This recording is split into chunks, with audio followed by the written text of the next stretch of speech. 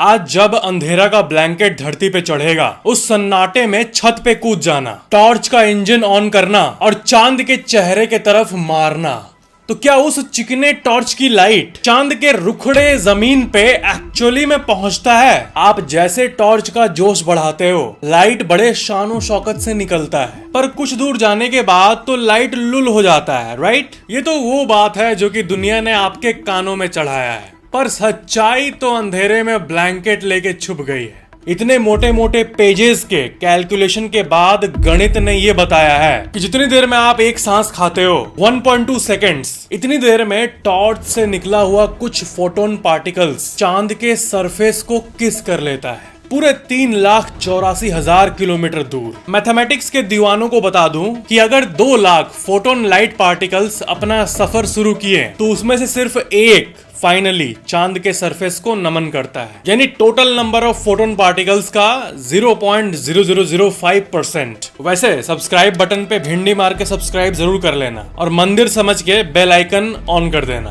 Fact number 9, एक समय था जब घड़ियां चुपचाप टिक टिक करके बिल्लियों की तरह शांत रहती थी, लेकिन एक इंसान आया, लेवी हचिंस। उसने घड़ियों का ऑपरेशन करके उसमें गला इम्प्लांट कर दिया और एक ही दिन में जन्म ले लिया ब्रह्मांड का पहला अलार्म क्लॉक।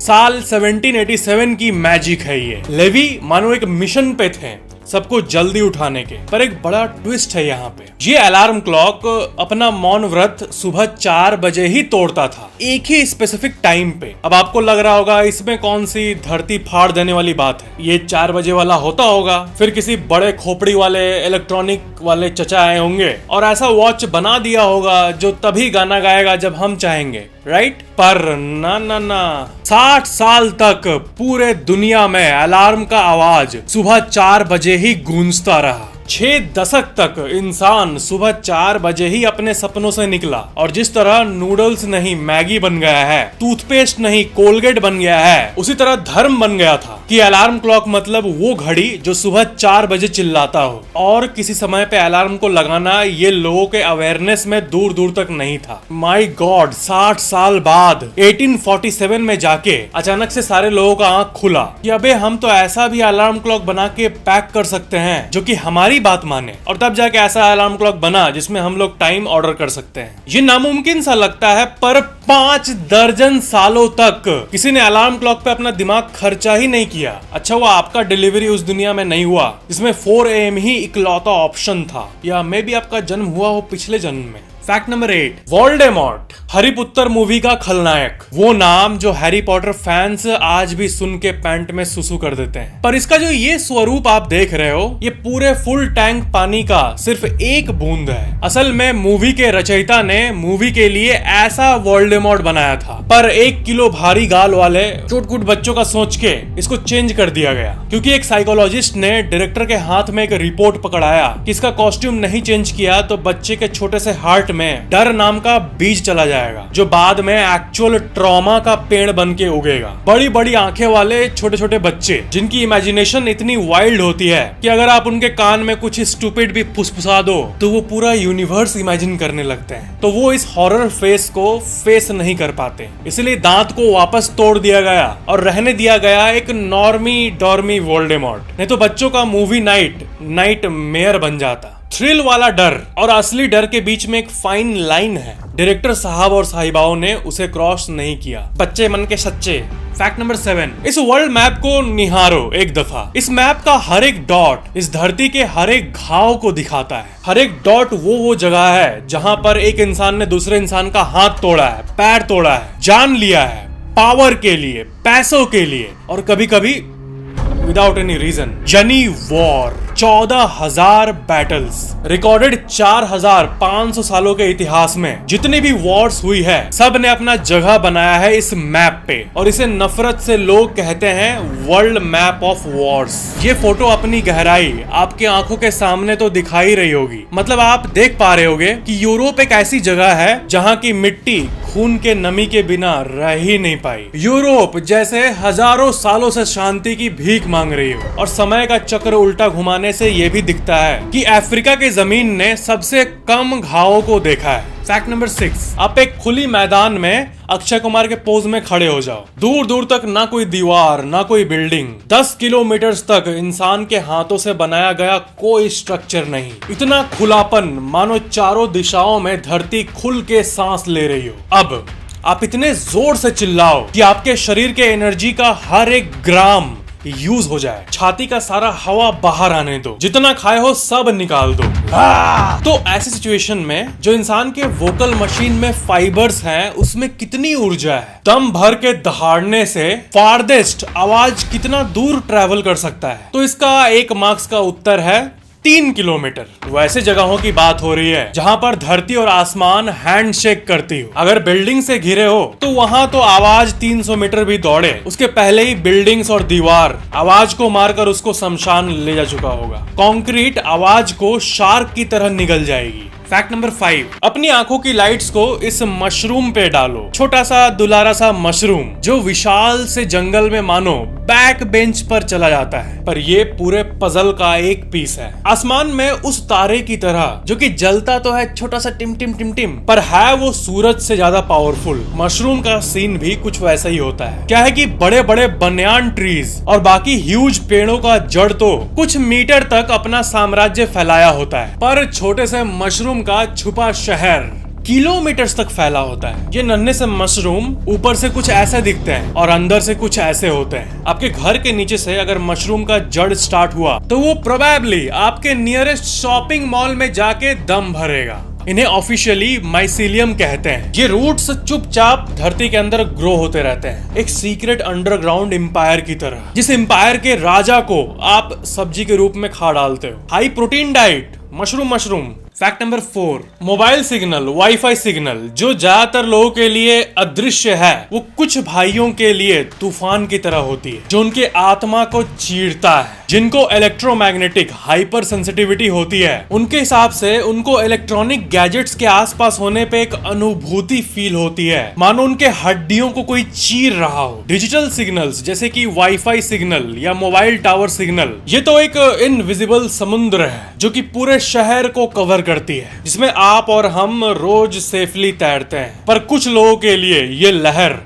असली बन जाती है, जिनको ये कंडीशन होता है जब वो किसी मोबाइल के सामने खड़े होते हैं और इनकमिंग कॉल आ रहा होता है तो मानो उनको कान चीर देने वाला सायरन सुनाई देने लगता है। ऐसा सायरन जो मानो उनके खून को सुखा रहा हो। वाईफाई उनके लिए ऐसा होता है जैसे वो घने फॉग में खड़े हैं, जो उनके दिमाग में रियल ब्रेन फॉग बन जाता है, जिसमें वो घुटने लगते हैं, सफोकेट होने लगते हैं। और सबसे ऑफिशियल बात, WHO इसे एक बीमारी मानता है, पर विज्ञान ने ये पाया है कि इलेक्ट्रिक गैजेट्स ऐसे इंसान को इफेक्ट कर ही नहीं सकती कि वेव्स आने पे दिमाग झंझनाने लगे वगैरह वगैरह। ये वैसे ही इम्पॉसिबल है जैसे कुछ लोगों के लिए क्लास में टॉप करना इम्पॉसिबल होता है। हालांकि WHO इस कंडीशन और उन लोगों के दर्द को रियल कहता है, उनका पेन जेन्युइन होता है, पर एक्सपर्ट्स के हिसाब से ये सब चीजें साइकोलॉजिकल है, दिमाग के अंदर है। ऐसा नहीं कि वाईफाई रेज शरीर के अंदर जाकर डिस्को डांस करता है, यानी ये हाई लेवल दिमागी डिसऑर्डर है। पर बीमारी के नाम ने ये कहा कि मैं नहीं हटूंगा, और नाम वही रह गया, इलेक्ट्रोमैग्नेटिक हाइपर सेंसिटिविटी।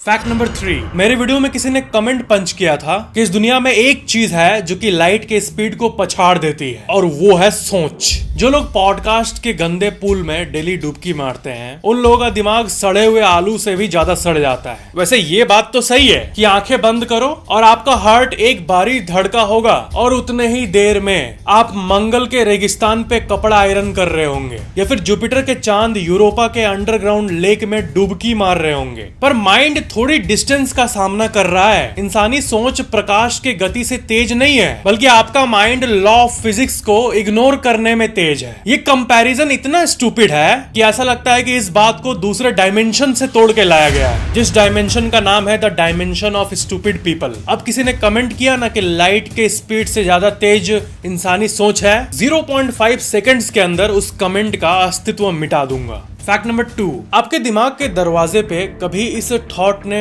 ठक ठक किया है? क्या ये सच्चाई कभी आपके आंखों के सामने टिमटिमाई है कि जब आपका पैर नए जूतों को पाता है, ताजा ताजा गरम गरम बॉक्स से निकला हुआ, तब नया नया ऐसा लगता है कि आप बादलों पे चल रहे हो। हार्ट खुशी से गदगद, एकदम हल्के पैर, जैसे ग्रेविटी आप पे अप्लाई ही नहीं होता हो। कोई भी चीज जब नई नई मिलती है, चाहे वो डिजिटल वर्ल्ड का दरवाजा हो या गेम खेलने वालों की जन्नत गेमिंग पीसी हो, नए में तो वो खुशी की सबसे बड़ी वाली चाबी की तरह लगती है। पर एक दिन बीता, दिन हफ्ते का रूप लिया, हफ्ते का जगह महीना लिया, एक मॉन्स्टरस साल बीत गया। उसके बाद आपको ये पता चलता है कि खुशी की तो एक्सपायरी डेट थी। गेम वही, जूता वही, पर मजा कम हो जाता है। वो बादल जिसपे आप चल रहे थे वो मानो काला बालू बन जाता है। एक्साइटिंग लेवल 100 से एक्साइटिंग लेवल 20 हो जाता है। दोपहर का सूरज कितना भी गर्म हो, शाम होते होते बोरिंग डार्कनेस आ ही जाता है। ओरिजिनल मोती मानो सड़क पर पड़ा हुआ एक आम पत्थर बन जाता है। जिंदगी में खुशी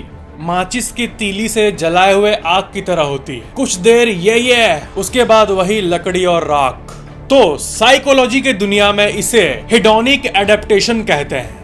बहुत इंपॉर्टेंट टर्म है ये, और ये दुनिया के सबसे इंपॉर्टेंट ग्राफ्स में से एक ग्राफ को आप देख रहे हो अभी। ये ग्राफ दुनिया के 800 करोड़ लोगों के दिमाग के नेचर को दिखाता है। इस ग्राफ को अपने आंखों से स्कैन करो। ऊपर यहाँ खुशी है, नीचे यहाँ दुख है। चाहे कितना भी सुख हो या डबल एक्सेल दुख हो, आखिरकार दिमाग बेस लाइन में लौट जाता है, बिल्कुल एक कंपास के नीडल की तरह। इसको घुमाने पे सुई इधर उधर घूमता है, पर आखिरकार बैक टू नॉर्थ पोल। चाहे आप खुशी के समुंदर में तैरो या दुख के तालाब में डूबो, दिमाग बोरिया बिस्तर बांध के वापस बेस लाइन में कुछ समय में आ ही जाता है। दिमाग मानो एक रबर बैंड की तरह है, जिसको आप कुछ समय के लिए इधर उधर स्ट्रेच कर सकते हो, पर इवेंचुअली अपने रेस्टिंग प्लेस पे बैक। ग्रेविटी ब्रह्मांड के हर चीज में होती है। वैसे दिमाग का ये सॉफ्टवेयर दुनिया के 800 करोड़ इंसानों में है। फैक्ट नंबर 1, जहां न्यूक्लियर एनर्जी से बिजली बनती है, परमाणुओं को ऐसे पुट पुट तोड़कर वहां की बिजली को हरी बिजली, ग्रीन बिजली कहा जाता है, क्योंकि इस टाइप ऑफ प्रोडक्शन में धुएं से भरा बादल नहीं निकलता है। पुराने तरीकों से बिजली पैदा करते वक्त का वो बादल जो कि धरती के भविष्य की ब्राइटनेस को कम कर सकता है। So electricity from nuclear option safe है, राइट? बात यह है कि न्यूक्लियर प्लांट्स धरती पे पॉल्यूशन का धब्बा तो नहीं लगाते, पर वो कुछ ऐसा पैदा कर देते हैं जिसके सामने खतरनाक ये शब्द भी ऐसे नमन करता है, यानी न्यूक्लियर वेस्ट। आपके घर के डस्टबिन का कचरा तो ओके है, सबके दिमाग के रजिस्टर में यही ना एक कंप्लेंट रहता है कि कचरा गंदा होता है, फेंको जाके। पर न्यूक्लियर कचरा गंदा टू दी पावर 2 लाख कर दो। एक बार देखते हैं इस दानव को। ये है वो आइकॉनिक ड्रम जिसमें खतरनाक शब्द का बाप आराम से रेस्ट कर रहा है, और वो भी एकदम चुपचाप। ना ही ये ग्लो कर रहा है, ना ही किसी एंगल से ड्रामेटिक और खतरनाक लग रहा है, ना ही ये ऐसा लग रहा है कि इसके सामने जाने से इंसान को कैंसर हो जाएगा, ना ही ये ऐसा लग रहा है कि इसके सामने जो जाएगा उसका घर बर्बाद हो जाएगा, ना ही ये ऐसा लग रहा है कि इसके सामने जाने से जिंदगी भर की तड़पन होगी। घर के छत पे रखे हुए 2 कौड़ी का ड्रम नहीं होता है, वैसा लग रहा है, पर इस ड्रम के अंदर साइलेंट डेंजर बैठा हुआ है, रेडी टू अटैक। जो भी इस ड्रम के अंदर हाथ डालने की हिम्मत दिखाए। श्राप का लिटरल मतलब रेडिएशन होता है। परमाणुओं को तोड़कर बिजली बनाने का साइड इफेक्ट है ये न्यूक्लियर कचरा। ना कचरा मत बोलो, मौत की सर्विस देने वाला कचरा बोलो। इसके परछाई के सामने भी आप खड़े हो जाओ तो ये आपको बीमार, बहुत बीमार बनाने के लिए काफी है। 2 घंटे से ज्यादा समय नहीं लगेगा आपके बॉडी के सेल्स को यमराज तक पहुंचने में, और इसकी टॉक्सिसिटी 1000 ईयर प्लस तक रहती है, हटने का नाम ही नहीं लेती। 10 पीढ़ी आएंगे जाएंगे, पर इसका घमंड और शक्ति वैसा ही का वैसा ही रहेगा। भविष्य में मे भी पिरामिड्स इस दुनिया से विलुप्त हो चुके होंगे, कुछ नदियां आसमान की प्यारी हो गई होगी, कई पहाड़े वेट लॉस कर चुकी होंगी, शहर की बिल्डिंग्स कई बार रीबिल्ड हो चुकी होगी, पर इस चिंदी ड्रम का जहरीलापन सेम। अब ये सुनकर बहुत लोगों की साइकिल पंचर हो गई होगी।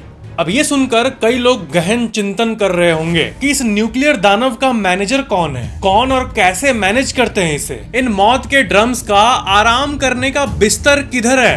इसका उत्तर है पाताल लोक में, यानी धरती के सतह के कई मीटर अंदर, अंडरग्राउंड में। वैसे दुनिया भर के टोटल बिजली का सिर्फ 10% बिजली का डैडी न्यूक्लियर पावर प्लांट है अभी के समय में, इसलिए अभी एनफ स्टोरेज एरिया है हमारे पास। पर वैज्ञानिक ये दिमाग दौड़ाते हैं कि आने वाले समय पे ये वेस्ट मैनेज करना, जो कि आम कचरा तो बिल्कुल भी नहीं है, कंधा तोड़ चैलेंज बन जाएगा। अगर इस न्यूक्लियर वेस्ट की प्रॉब्लम को ठीक से मैनेज ना किया जाए तो ये प्रॉब्लम समुद्री तूफान बन जाएगा, और आप और हम बीच समुद्र में एक नाव, यानी मौत ऑलमोस्ट पक्की। तो फाइनली 2 ट्रेन है जिसमें से एक पे हमें चढ़ना होगा। या तो न्यूक्लियर फिशन को छोड़ के न्यूक्लियर फ्यूजन को मास्टर कर लो, यानी नो वेस्ट वाला एनर्जी, या तो ऐसी बिजली के फैक्ट्री के सारे प्लग्स को निकाल दो। देखते हैं वैज्ञानिक क्या अपनाते हैं भविष्य में। वैसे ऊपर वाला ये ना करे कि न्यूक्लियर ड्रम को सामने से देखने का शुभ मुहूर्त आपके नसीब में कभी हो। तो ये था आज का वीडियो। और 1 मिनट, एक बात बोलना था आप शैतान लोगों से। जब मेरी दाढ़ी फुल फोर्स में रहती है